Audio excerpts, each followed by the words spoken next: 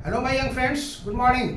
मैं सुरेश सर एक बार फिर आपके साथ क्लास 11 के फिजिक्स के साथ। इसके पहले मेरा वीडियो आपके पास पहुंचा होगा सिलेबस से रिलेटेड। अगर आपको समय नहीं मिला होगा तो निश्चित रूप से उसको आप देख लेंगे, क्योंकि आप स्टार्ट करने जा रहे हैं क्लास 11th का फिजिक्स बेसिक, वहीं से आपका स्टार्ट होगा। तो क्या आपको लेके चलना है, आपके सामने कौन सा टारगेट है, क्या पढ़ना है, पहले वो आपके कॉपी के फर्स्ट पेज पर सिलेबस होना चाहिए, इसलिए उसको आप आराम से उतार लेंगे। और उसी में जो पहला पार्ट है वो है फिजिकल वर्ल्ड, भौतिक संसार जिसको कह सकते हैं हम लोग। इतना बड़ा फिजिक्स का जो वर्ल्ड है, इतना बड़ा फिजिक्स का जो संसार फैला हुआ है, उसमें क्या क्या है। अभी तो आपको इसके बारे में उतनी समझ नहीं आएगी, लेकिन फिर धीरे धीरे आप पढ़ते जाएंगे, समझ में आएगा। लेकिन एक आइडिया आपके दिमाग में आ जाएगा कि फिजिक्स का इतना ब्रांच है, इतने चीज़ में अभी फिजिक्स फैला हुआ है, और मे भी आप उससे आगे भी इसको ले जा सकते हैं। ये आपके थिंकिंग और आपकी एबिलिटी, आपकी कैपेसिटी पर डिपेंड करता है, आप फिजिक्स से कितना इंटरेस्ट रखते हैं। तो फिजिक्स से पहले हम लोग जानना चाहेंगे फिजिक्स कहते हैं किसको, फिजिक्स है क्या। तो फिजिक्स नेचुरल साइंस का एक पार्ट है, प्राकृतिक विज्ञान की एक शाखा है, जिसमें नेचर और उससे रिलेटेड जो लॉस, नियम, कानून है, उसके बारे में हम लोग अध्ययन करते हैं, उसी के बारे में पढ़ाया जाता है। इसलिए यहाँ पर है भौतिकी, प्राकृतिक विज्ञान की एक शाखा है, जिसके अंतर्गत प्रकृति और उसके नियमों का हम लोग अध्ययन करते हैं। अब देखिए फिजिक्स का कब से चल रहा है और अभी तक 2023 तक हम लोग पहुंच गए। तो इतने दिनों में जो फिजिक्स का फैलाव हुआ है, इतने फिजिक्स का जो जाल बिछा हुआ है वेब की तरह, तो इसको दो भागों में बांट दिया गया है। एक है फिजिक्स बिफोर 1900, 1900 ईस्वी शताब्दी के पहले का फिजिक्स, और 1900 शताब्दी के 1900 ईस्वी के पहले का फिजिक्स और 1900 ईस्वी के बाद का फिजिक्स। तो 1900 ईस्वी के पहले के फिजिक्स को कहा जाता है क्लासिकल फिजिक्स। इसलिए हम यहाँ लिखे हैं ब्रांचेज ऑफ फिजिक्स। तो पहला है मेरा क्लासिकल फिजिक्स, इसको हिंदी में कहते हैं हम लोग चिर सम्मत भौतिकी। और यहाँ पर हमने लिखा है कि 1900 ईस्वी से पूर्व के फिजिक्स से रिलेटेड जितने इन्वेंशन हुए हैं, जितने आविष्कार हुआ है, और जितना सिद्धांत, जितना प्रिंसिपल का ये आया है, उस सब के बारे में अध्ययन किया जाता है। वो फिजिक्स का जो ब्रांच है वो कहलाता है क्लासिकल फिजिक्स।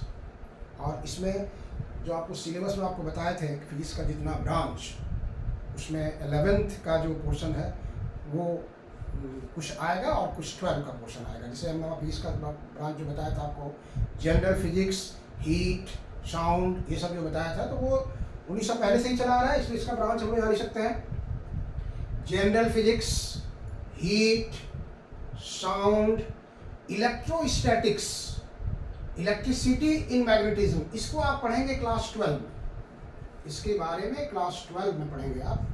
लेकिन ये 1900 ईस्वी से पहले से इसके बारे में लोगों को जानकारी है, इसलिए इस ब्रांच को हम लोग कहेंगे क्लासिकल फिजिक्स। 1900 ईस्वी के बाद का जो फिजिक्स है उसका नाम दिया गया है मॉडर्न फिजिक्स, आधुनिक भौतिकी। मतलब 1900 ईस्वी के बाद से लेकर के अभी तक फिजिक्स में जो भी इन्वेंशन हुआ है, जो आविष्कार हुआ है, जितने नियम कानून बने हैं, उसके बारे में हम लोग स्टडी करेंगे। इसलिए यहाँ लिखे हैं हम लोग 1900 ईस्वी के बाद के फिजिक्स से संबंधित आविष्कार और सिद्धांतों का अध्ययन किया जाता है, उसको कहते हैं हम लोग मॉडर्न फिजिक्स। और इसमें क्या क्या आता सकता है, देखिए यहाँ पे एटॉमिक फिजिक्स, जिसको हम लोग कहते हैं परमाणु भौतिकी। एटम्स के बारे में आप क्लास 10th में देखे होंगे, आप पढ़े होंगे कुछ परमाणु के बारे में, इलेक्ट्रॉन, प्रोटॉन, न्यूट्रॉन, परमाणु स्ट्रक्चर वगैरह सब के बारे में।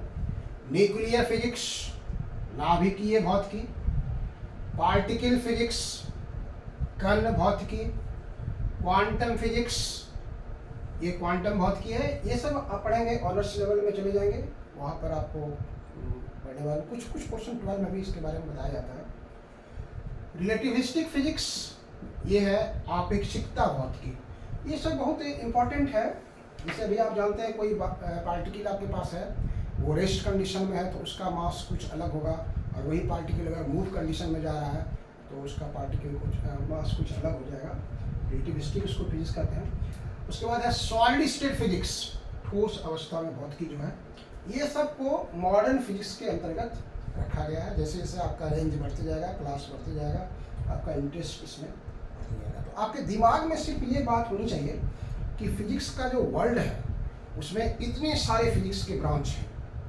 अब पढ़ते पढ़ते आपको किसी के प्रति इंटरेस्ट हो जाएगा कि हम नहीं सॉलिड स्टेट बारे में पढ़ेंगे, तो आप ग्रेजुएशन के बाद पोस्ट ग्रेजुएशन में जाएंगे, स्पेशल पेपर लेना पड़ता है, कहेंगे सॉलिड स्टेट लेंगे, न्यूक्लियर फिजिक्स पढ़ेंगे, या फिर साइंटिस्ट के रूप में चले जाएंगे और इन्वेंशन करेंगे। तो ये सब आपके दिमाग में बात बढ़ते जाएगी, इंटरेस्ट बढ़ते जाएगा। इसी में हम लोग देखेंगे एक पोर्शन रहता है बेसिक फोर्सेस इन नेचर। यहाँ पर हम देखते हैं प्राकृतिक विज्ञान की एक शाखा है फिजिक्स। तो प्रकृति में कौन कौन सा फोर्स आता है, ये 11th के ये जो एग्ज़ाम होता है उसमें MCQ में पूछ देता है कभी कभी क्वेश्चन कि which one of the following is not a basic force of nature. प्रकृति का इसमें से कौन सा बल नहीं है। तो पहले आप बेसिक फोर्सेस इन नेचर जो है उसका नाम आपको याद रखना चाहिए। एक है ग्रेविटेशनल फोर्स, गुरुत्वाकर्षण बल। दूसरा है वीक न्यूक्लियर फोर्स, निर्बल नाभिकीय बल। तीसरा है इलेक्ट्रोमैग्नेटिक फोर्स, विद्युत चुंबकीय बल।